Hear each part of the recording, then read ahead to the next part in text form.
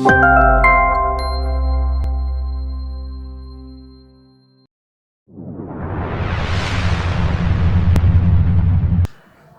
மக்களோட உள் ஒதுக்கீடு அது சம்மந்தமான பிரச்சனைகள் வந்து இப்போ கரண்ட் இஷ்யூவாக போய்கிட்டு இருக்கு.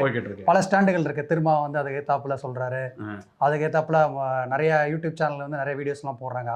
அவர் சொல்ற அந்த மாதிரி தப்பு கூட மாட பழகி இது பண்ணிட்டு கடைசி இந்த மாதிரி தனியாக பிரித்து இது பண்ணலாமான்ற மாதிரி டிஸ்கஷன் நிறையா போயிட்டு இருக்கு. அதை பற்றி உங்கள் பார்வை என்ன? அதாவது இங்கே வந்து தமிழ் புலிகள் கட்சி நாகை திருவள்ளுவன் இருக்காரு. ஓகே. அந்த பக்கம் வெண்மணி தோழர் திராவிட தமிழர் கட்சி வெண்மணி தோழர் இருக்காரு. அதே மாதிரி ஆதித்தமிழர் பேரவை அதியமான் இருக்காங்க. இவங்க எல்லாரும் வந்து ஒரு அருந்தை நமக்குள்ள ரெப்ரசன்ட் பண்ணுறாங்க. அப்போ அந்த உள்ளொதுக்கீடு இருக்குது பார்த்தீங்களா? உள்ளொதுக்கீடுங்கிறது கலைஞர் கொண்டு வந்தது. இப்போ அதனால தான் இவங்களோட அருந்தையின மக்களோட வாழ்வு வந்து கொஞ்சம் நிறைய மாறி இருக்கு. அதெல்லாம் மாற்று கருத்து இந்த மாதிரியான விஷயங்கள்ல திருமாவோட இது விடுதலை சிறுத்தைகள் வந்து அந்த உள்ளொதுக்கீடுங்கிறது இதை குறிக்கும் அப்படின்னு சொல்றாங்க. ஓகே. அவங்களுக்குள்ள இருக்கிற இன்னும் டிவைட் ஆகும்னு சொல்றாங்க. ஓகே. குளத்தூர்மணி தோழர் தலித் கேமரா சேனலில் சொல்கிறப்ப என்ன சொல்லிட்டாரு, தனி தொகுதி வந்தப்போ இப்படி தான் வந்து காந்தி வந்து எங்களை வந்து தலித் மக்களோட பிரிச்சாதீங்கன்னு சொன்னார். அது வேற, இதனால பிளவுபட போகிறதில்ல, ஏற்கனவே பிளவுபட்டு தான் இருக்காங்க, இது வந்து அவங்களோட சோசியல் ஸ்டேட்டஸை இம்ப்ரூவ் பண்ணுங்கிறாரு. நிறைய முற்போக்காளர்களோட கருத்தும் அதுதான். இப்போ நான் ஏன் இதை பற்றி சொல்கிறேன்னா, அந்த அருந்தையின போராட்டங்கள் வந்து பல வருடங்களாக இது பண்ணக்கூடிய போராட்டமாக இருக்குது. எங்கனாலுமே தூய்மை பணியாளர்னா எந்த ஊரில் எடுத்துக்கிட்டாலும், இப்போ மதுரையோ இல்லை கோவையோ, அருந்தையின மக்களோட ஒரு இதுவாக தான் இருக்குது. அவங்க வந்து மலைக்குழியில் இறங்கி இறந்து போகிறாங்க. அவங்களோட வாழ்வியல் வந்து ரொம்ப மோசமாக தான் இருக்குது. அவங்களுக்கு வந்து உள்ளொதுக்கீடுங்கிறது அவங்களுக்கு கண்டிப்பான முறையில் தேவை, அவசியம். ஏன்னா அப்போ தான் அவங்களோட வாழ்வியல் சூழல் மாறும். இப்போ இன்னைக்கு பார்த்தீங்கன்னா, அந்த தோட்டியின் மகன் அகழி சிவசங்கர பிள்ளை அவரோட நாவல், இது வந்து 50களில் எழுதப்பட்ட நாவல். அகழி சிவசங்கர பிள்ளை வந்து எழுதியிருக்காரு. இது ஒரு மலையாள நாவல். தமிழில் வந்து மொழிபெயர்ப்பு வந்து சுந்தரராமசாமி பண்ணியிருக்காரு. இன்னைக்கு விட அன்னைக்கு எப்படி இருந்திருக்கும் பாருங்க, இந்த ஜாதி அடுக்குகள் இன்னும் ஒரு உக்கிரமா இருந்திருக்கும். ஆமாம் இருந்திருக்கும். இது வந்து ஆலப்புழை பேஸ் பண்ணி இருக்கு. நானா ஃபர்ஸ்ட் வந்து ஆலப்புழை அப்படின்னாலே எனக்கு என்ன ஞாபகம் வரும்னா, போட் ஹவுஸ் சொல்லுவாங்க. ஆலப்புழை போட் ஹவுஸ் சொல்லுவாங்க. எனக்கு ஆலப்புழைங்கிறது எப்படி தெரியும்னா, ஆட்டோகிராஃபர் தான் சேரன் வந்து அவர் காதலியை பார்க்க போவார். அப்புறம் அதனால தான் எனக்கு ஆலப்புழை வந்து எனக்கு தெரியும். இவ்வளோ அழகான ஊரா, மக்கள்லாம் தண்ணியில் அப்படி இது பண்ணிட்டு இருக்காங்க. இதெல்லாம் நம்ம கேள்விப்பட்டிருப்போம்ல, ஒரு கேரளானாலே இவ்வளோ அழகு, back waters, God's own country, இதெல்லாம் நம்ம சொல்கிறோம்.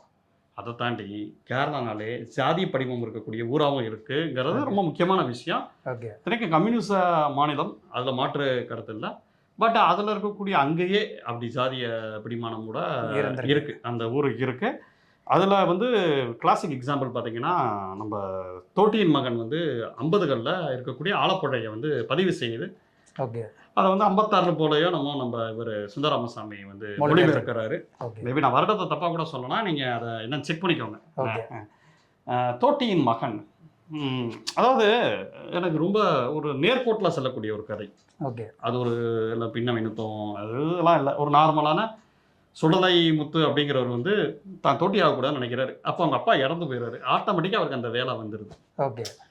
என்ன அப்படி போகுது கதை. முதல் நாள் ஒரு தோட்டியோட வாழ்வு எப்படி இருக்கும், எவ்வளோ கொடூரமாக இருக்கும், அப்படி ஆரம்பித்து அது வந்து பல ஃபேஸட் ஆஃப் த லைஃப்பில் அந்த விஷயம் இருக்குல்ல. அவர் வந்து தோட்டியாகவே இருக்கணும்னு பிரியப்படலை.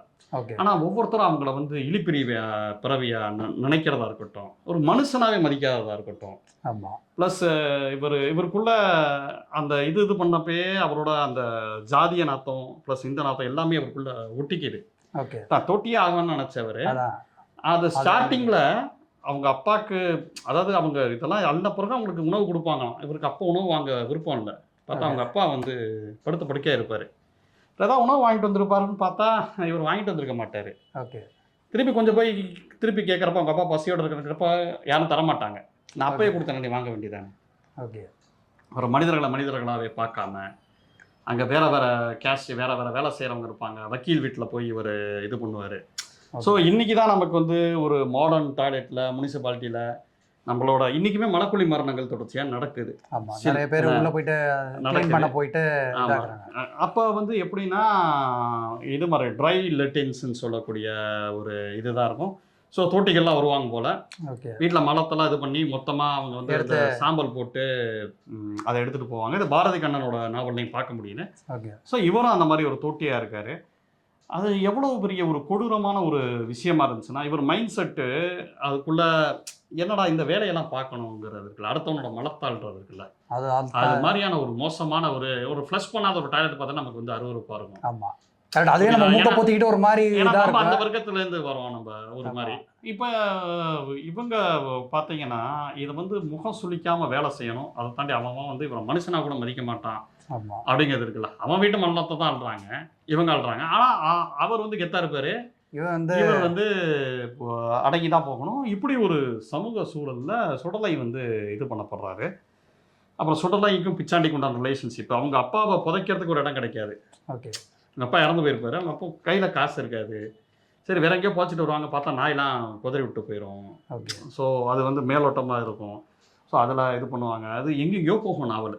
இது அப்படியே இவரோட கஷ்டங்கள், அதாவது ஒவ்வொரு இதுலையும். ஆனால் சுடலை வந்து ஒரு விஷயத்தில் தெளிவாக இருப்பார். தான் குடிக்கக்கூடாது, மற்றவங்க மாதிரி பணம் சேர்க்கணும், தான் பையன் தொட்டியின் மகனாக வரக்கூடாதுங்கிறதுல ரொம்ப ரொம்ப இதுவாக இருப்பார். அதுக்குண்டான பணங்களை சேர்ப்பார். ஃபஸ்ட்டு ஒரு பிச்சாண்டி இவரை வந்து ரொம்ப இவருக்கு துணையாக இருந்தவர். அவரோட சேர்ந்து சங்கம்லாம் ஆரம்பிப்பாங்க. ஓகே, அந்த சங்கம்லாம் கூட என்ன ஆகும்னா, சங்கத்தை வந்து ஈஸியாக ஆளுமர்க்கம் உடச்சி விடும். ஓகே, இவரை வந்து அவரோட ஆளாக மாற்றிக்கும் ஆளுமர்க்கம்.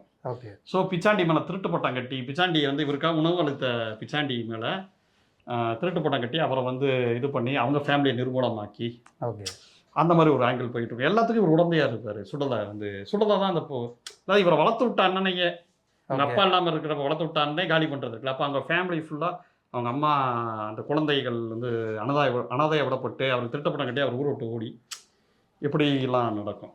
ஓகே, ஸோ இவர் வந்து இந்த மாதிரி போய்கிட்டு இருக்கும். அப்புறம் பார்த்தீங்கன்னா தன்னோட மகன் அவருக்கு கல்யாணம் ஆகும். கல்யாணம் ஆகிறப்ப அந்த உறவு முறையில் என்ன, இவர் என்ன சேர்க்குறாரு, பையனுக்காக என்ன சேர்க்குறாரு, அங்கே என்னவா மாறுது, இதெல்லாம் வந்து கதையில் நீங்கள் பார்த்துக்குவாங்க. ரொம்ப சொன்னோம்னா நம்ம ஸ்பாய்லர் ஆயிரும். ஓகே, ஆனால் இங்கே நான் என்ன புரிஞ்சுக்கிட்டேன் அப்படின்னு பார்த்தீங்கன்னா, ஒரு தோட்டி அப்படிங்கிற ஒரு விஷயம் இருக்குல்ல, ஆமாம், அது வந்து அந்த பேரே போதுமானது. உங்களை வந்து தோட்டியோட பசங்க எல்லாரும் கிண்டல் பண்ணுவாங்க. ஒரு தோட்டியின் மகன்னா இதில் வரும், நாவலில் வரும். பள்ளி படிக்கிறது ரொம்ப பிரச்சனையாக இருக்கும், ஸ்கூலில் சேர்த்துக்க மாட்டாங்க. ஆமாம், இந்த பையன் வந்து தோட்டியோட மகன் வந்து அழகாக இருந்தால் கூட பக்கத்தில் இருக்கிற பசங்க உட்கார மாட்டாங்க. இவர் ஃபஸ்ட்டு லஞ்சம் கொடுக்க வேண்டியது இருக்கும். நார்மல் ஸ்கூலில் கூட லஞ்சம் கொடுக்க வேண்டியது இருக்கும், ஏன்னா பசங்களை சேர்த்துக்க மாட்டாங்க. அவரோட ஏதாவது ஹோம்ஒர்க் எழுதுனா நீ தோட்டி பயந்தானடா, நீ உனக்கு என்ன. இப்போ மற்ற குழந்தைகளை ட்ரீட் பண்ணுறது வேற. பொதுவாக ஒரு பாடம் படிக்கலன்னா அடிப்பாங்க டீச்சர்ஸு, அது பிரச்சனை இல்லை. ஆனால் நீங்களும் அதுக்கிட்ட படிக்க வரீங்க இன்னார். இப்போ ஒரு சமூகத்தில் ஏதாவது ஒரு தடை போட்டு இவங்கெல்லாம் எப்படி இந்த தோட்டியின் மகன்கள், அந்த தோட்டிக்கு உண்டான இடம், அந்த இது அங்கே என்னென்ன தொற்று வியாதிலாம் வருது. பொதுவாக அங்கே வந்து ஒரு 3 வருஷத்துக்கு ஆள் எடுப்பாங்களாம். ஓகே, அதுக்கப்புறம் பார்த்தா யாருக்காவது தொற்று வியாதி வந்து இறந்து போயிடுவாங்க போல். அதை முனிசிபாலிட்டி பெருசாக கவனிக்காது, ஏன்னா ஊதிய ஒரு கப்பா அந்த இடத்துல ஸ்ட்ராங் ஆயிடுவான். அந்த இது கிராம காலியார் வரைக்கும் இது பட்டு புது செட் ஆஃப் பீப்புள்ஸ் வருவாங்க போல். ஓகே, புரியுதா? இது ரொம்ப கொடூரமாக இருந்துச்சு. சாதாரண மக்களோட உயிருக்கு ஒரு வேல்யூவே இல்லையா? இப்போ நமக்கு பார்க்குறோம்ல, பெரிய முதலாளிகள், பெரிய முனிசிபாலிட்டியில் இருக்கக்கூடிய அதிகாரிகளுக்கு இந்த உயிரெல்லாம் உயிரே கிடையாது. இதுக்கு முன்னாடி ஸ்டெப்ஸே அவங்க எடுக்க மாட்டாங்க. இவன் செத்தா சாகிறான், என்னமோ பண்ணிட்டு போகிறான், அந்த வீட்டு பசங்க நடுரோட்டில் தெரியலாம். பல கனத்த அனுபவங்களை இந்த நாவல் கொடுத்துச்சு. தோட்டிங்கிறது ஒரு ஜாதியாகவும் இருக்கு. இந்த ஜாதி இன்னார் தான் செய்யலாங்கிற விஷயம் இருக்குல்ல, இப்போ வரைக்கும் இருக்குல்ல. எனக்கு இந்த நாவல் படிக்கிறப்ப அப்படியே இப்போ இருக்கக்கூடிய அருந்தையின மக்களோட வாழ்வியல் எப்படி இருக்கு, அவங்க இப்பயும் வந்து மலக்குழி மரணங்கள்ல இறந்து போறாங்க. இன்னும் அவங்களுக்கு அந்த ஜாதிய ரீதியான ஒடுக்குமுறைகள் வந்து இருக்க தான் செய்யுது. இந்த மாதிரி வேலைகள்லேருந்து அவங்களுக்கு விடுதலை இல்லை. ஸோ ஒரிஜினலாக மானுட குல விடுதலையை பற்றி நம்ம பேசுகிறோம். அப்போ முதல்ல இந்த மாதிரியான இதெல்லாம் ஒரு வேலையா, இதை போய் ஏன்டா செய்ய சொல்கிறீங்கிற ஒரு விஷயம் இருக்குல்ல. இதை நவீனமாக்குறதுலேருந்து அவங்கள மனிதர்களை புரிந்து கொண்டு, இதை நவீனமாக்குறதையும் முடிஞ்சு போகணும்னு நான் சொல்ல வரல. ஆனால் அந்த நவீனத்தோடு சேர்த்து அவங்கள மனிதர்களை ட்ரீட் பண்ணுறது வந்து ரொம்ப ரொம்ப ஒரு முக்கியமான ஒரு விஷயமா இங்கே இருக்கு. இப்போ ரொம்ப ரொம்ப ஒரு பயங்கரமாக ஒரு மனதை உழுக்கக்கூடிய ஒரு விஷயங்களாக இருந்துச்சு. அது கிளைமேக்ஸ்லாம் போகிற போகலாம் பதைப்பதைப்பாக இருக்குது. அதுக்கும் நான் தீர்வுகளை வச்சுருக்காரு. எப்படி சங்கமாக அவங்க உருவாகிறாங்க, ஓகே, என்னவா வேலை செய்கிறாங்க, சங்கங்கள் எத்தனை தடவை உடைக்கப்படுது, ஓகே, கடைசியாக வரக்கூடிய தோட்டியின் மகன் உருவாக்கக்கூடிய சங்கம் என்ன, இல்லை உண்டான அந்த வாழ்வியலுக்குள்ளேயே உள்ளே கொண்டு போய் அவங்களோட தியரி பிரகாரம் இந்த சுடலை முத்து வந்து ஒரு லெவலில் வந்து மோசமான ஆளாக மாறுறாரு. ஆனால் அதுக்குண்டான எல்லா நியாயங்களும் அவருக்குள்ளே இருக்குது. ஓகே. வேற என்ன பண்ணுவாங்க? நான் தோட்டி ஆகக்கூடாது. மத்தவன எல்லாத்தையும் காலி பண்ணிட்டா தான் நான் இந்த வேலைய விட்டு இது பண்ணணும். போய் ஆகணும் அப்படின்ற ஒரு அந்த ஆனா அந்த சமூகம் அப்படி இருக்க விடுறது இல்லங்கிறது ஒரு பக்கம். பட் இருந்தாலும் எல்லாத்துலயும் ஏமாத்தி பணம் சேர்க்கறது, இந்த வேலைகள பார்க்க ஆரம்பிச்சுட்டாரு சொல்லமுத்து. ஸோ அது வந்து தப்பா இருக்குங்கிறதுக்கு நம்ம சொல்றதுக்கு உண்டான யோக்கியதை நமக்கு என்ன? ஆமா. இப்ப நம்ம வந்து அவங்க ஜாதி ரீதியான ஏற்றத்தாழ்வுகள தீர்த்தானா சொல்லமுத்து பண்றது இங்க தப்புன்னு சொல்லலாம். அவன் ஏதோ கீழ் லேயர்ல இருக்கான். அவன் கீழ் லேயர்ல சுரண்டுறான். ஏன் நம்ம சுரண்டுறது இல்லையா? ஓகே. நம்ம சுரண்டுறதே தெரியாம சுரண்டுறோம்ல எலைட்டு கிளாஸா இருந்துக்கிட்டு. அப்ப நமக்கு வந்து என்ன சொல்லமுத்து இப்படி ஆயிட்டானே அப்படின்னு கேட்கறதுக்கு உண்டான தார்மீக பொறுப்பு என்ன? இது எல்லாத்தையுமே வந்து தகழி சிவசங்கர பிள்ளையோட நாவல் வந்து உருவாக்குது. ஓகே. இதனைக்கு எனக்கு என்ன ரொம்ப ஆச்சரியமா இருந்துச்சுன்னா, ரொம்ப கல்ட் கிளாசிக் நாவல். ரொம்ப கம்மியான விவரணைகள், கம்மியான இதுதான். ஓகே. ஒரு ஒரு வாசகனை வந்து அவர் வந்து ஃபீல் பண்ண வைக்கிறாருன்னா மிகையல்ல அப்படின்ட்டு சொல்லலாம். இப்போ அருந்தின மக்களோட ஸ்ட்ரெயிட்டாக இதை வந்து அப்படியே பொருத்தி பார்க்க முடியுது. என்ன அது வந்து கேரளா, இங்கே வந்து தமிழ்நாடு. அதான் சொல்லுவாங்க. ஆனால் கதைகள் வந்து பட்டியலின மக்களோட கதைகளோ அருந்தின மக்களோட கதைகள் அதுக்குள்ள ஒடுக்கப்பட்டவர்களின் ஒடுக்கப்பட்டவர்கள் அப்படின்னு சொல்றாங்க அருந்தின மக்களை. ஓகே. அந்த கதைகளுக்கு வந்து மாநிலங்கள் வேறையா இருக்கலாம், மொழி வேறையா இருக்கலாம். ஆமா. ஆனா அந்த அருவருப்பு, அவங்களுக்கு உண்டான அந்த அரசியல், அது எல்லாமே ஒண்ணுதான் அப்படிங்கிற ஒரு விஷயம் இருக்குல்ல. ஆமா. அதுதான் அந்த நாவலை வந்து தமிழ் மக்களுக்கும் நெருக்கமாக்குது அப்படின்ட்டு தோணுது. ஆமா. நம்ம போன வாரம் பார்த்துக்கிட்டு நுகத்தடி, சலவான் அதை பார்க்கும்போது ரிலேட் பண்ண முடியுது. இங்க இருக்கிற கஷ்டங்களும் அதே மாதிரி தான் அங்கேயும் அவங்களும் கேரளாலையும் இது பண்ணாங்க அப்படின்னு சொல்லுது. ஸோ மொழி, ஜாதிக்கு வந்து மொழி கிடையாது. ஜாதியே கிடையாதுங்கிறது வேற விஷயம். ஆனா இந்தியாவை பொறுத்த வரைக்கும் இந்தியால அந்த ஜாதிங்கிறது ஒரு கணிசமா பௌதிக ரீதியா இருக்கிறனாலதான் இவ்வளவு பிரச்சனை இருக்குல்ல. ஆமா. ஜாதிக்கு வந்து மொழி கிடையாது, இனம் கிடையாது. அது வந்து ஒரு ஜாதி. அது அத்தனை பேரை ஒடுக்கிறதுக்கு உண்டான ஒரு இது ஒரு ஒரு சனாதனத்தோட குரல் தான் அந்த ஜாதியோட குரல். சனாதனத்தோட குரல் வந்து இந்தியா ஃபுல்லாக ஆக்கிரமிப்பு பண்ணுறப்ப அது வந்து தமிழகத்துலையும் கேரளாலையும் இத்தனைக்கு இங்கே திராவிடம்னு சொல்கிறோம், இங்கேயும் வந்து அருந்தின மக்கள் ஒடுக்க தான் படுறாங்க. அவங்களோட அந்த குரல்கள் வந்து பெருசாக எழுப்பப்படுறதில்ல அப்படிங்கிற ஒரு விஷயம் இருக்குது.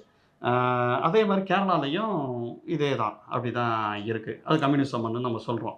ஆனால் சேஞ்ச் ஆகிறதையும் அந்த சேஞ்ச் ஓவரையும் காட்டுறாரு அடுத்தடுத்த காலகட்டங்களில். ஆனால் இது சேஞ்ச் ஆகிறதுக்குள்ள பல பேரோட வாழ்க்கை வந்து அந்த மனக்குழிக்குள்ளே தள்ளப்பட்டுருமா இல்லையா அப்படிங்கிற ஒரு கேள்வி இருக்குல்ல. சேஞ்ச் ஆகும், என்னைக்கு சேஞ்ச் ஆகும்? அளவு மாற்றம் பண்பு மாற்றமாக இன்னும் மாறலன்னு நினைக்கிறேன். சின்ன சின்னமாக மாறிட்டு இருக்கு. பட் ஆனால் ஓவராலாக அந்த அது ஓகே, அதுக்குள்ள எத்தனை பேர் இறந்து அப்படிங்கிற ஒரு கேள்வியும் மனசுல ஒரு வலியையும் கொண்டு நிறுத்துற நாவல் தான் தோட்டியின் மகன். படிக்க படிக்க படிக்க பயங்கரமா இருந்துச்சுங்கிறத சொல்லியே ஆகணும். அந்த உணர்வுகள் வந்து கடத்தப்பட்டுச்சு அப்படின்னு சொன்னா மிகையலன்னு சொல்லலாம். ஆமா. நன்றி. நன்றி.